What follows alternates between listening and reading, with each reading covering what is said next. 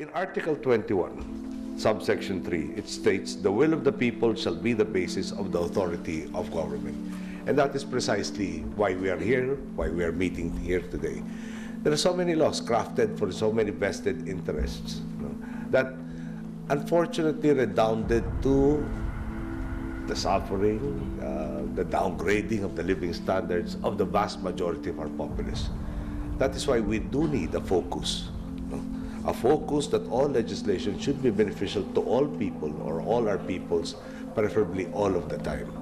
That has to be the overarching concern, that has to be the overriding theme. And that is why there is a need for this particular session or session days that you will be spending in Subic. I'm sure you will have some leisure time there. Hopefully you'll just remember us when you're there.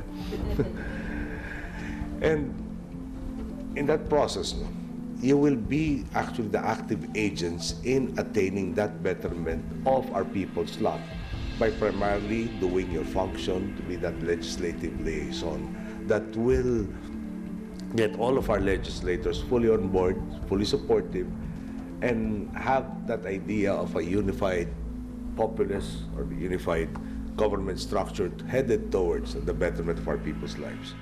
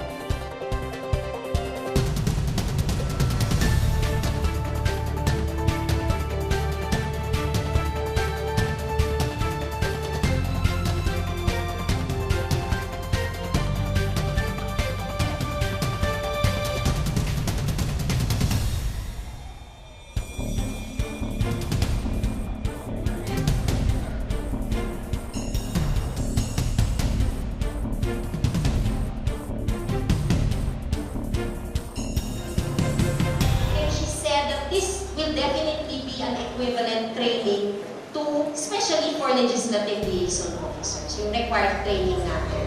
You'll have to group yourselves by cluster.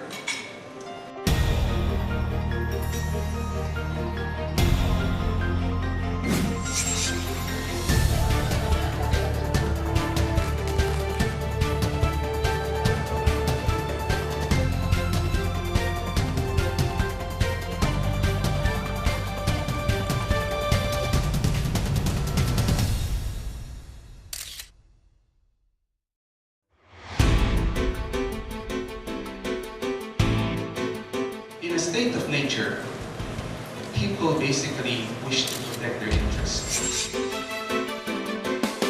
How COA sees itself in terms of the constitutional definition of its mandate.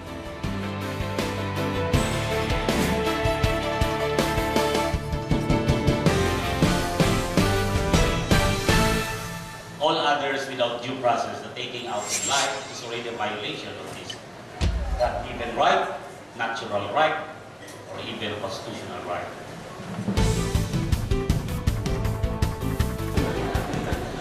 Di ba? Whether the child consent niya kahit pumayag siya. Statutory rape ito eh. You are raping the law. Because in the human rights lens, dalawa lang po ng klase ng tao ang nakikita po natin. Yung po yung may hawak ng karapatan at yung po may hawak ng obligasyon. Ang issue ngayon, paano natin i-approach yung problema? Ano ang konteksto ng problema?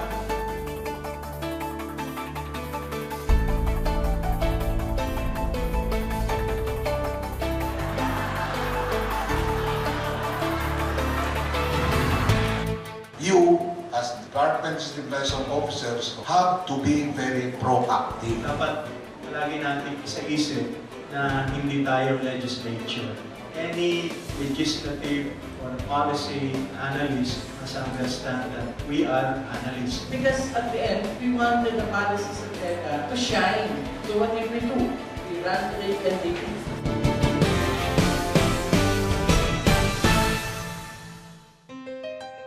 Actually, no one policy will have the same dynamic in terms of how the decisions will be made.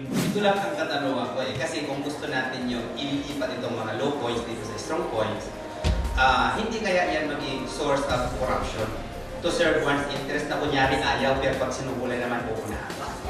If you know this, then probably there are also others within that group who are doing that math that will look out for these kinds of things happening. I am just hopeful. I'm not saying gagawin na nila. Marami pong salamat and here is your feedback. Magandang gabi po sa inyong lahat. Maraming salamat po sa inyong active participation dahil sa inyong katipagan. Meron po kaming mga inanda para sa bawat isa po sa inyong kaibigan.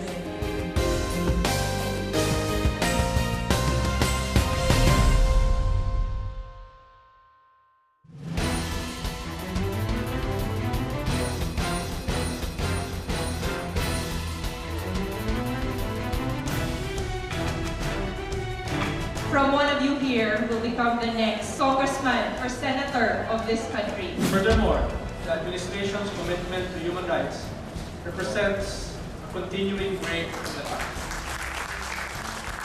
We have a common mission, communication and engagement, and we have common stakeholders. The most visible thing that I see, although it is not mentioned, is the people's right to clean government, people's right to accountable government.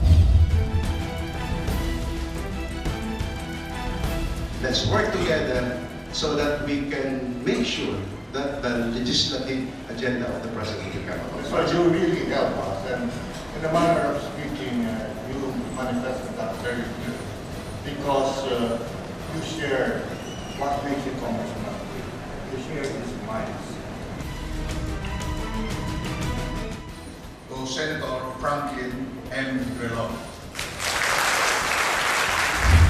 We those is to be able to push the agenda of the President.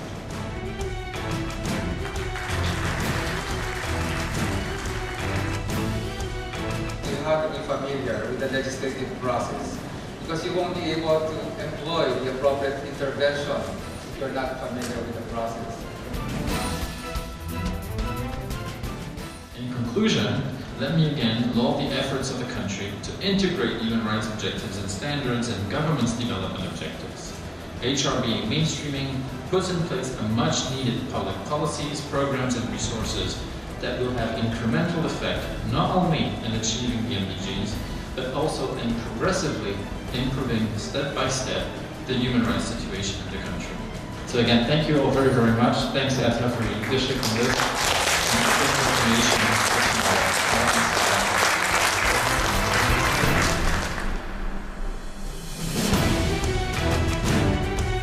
Sino nga ba ang sentro ng kanilang serbisyo? To recap yesterday's events, August 12, 2011 marked day 3 of the learning workshop on legislative process. Necessarily, we have to fulfill what we need.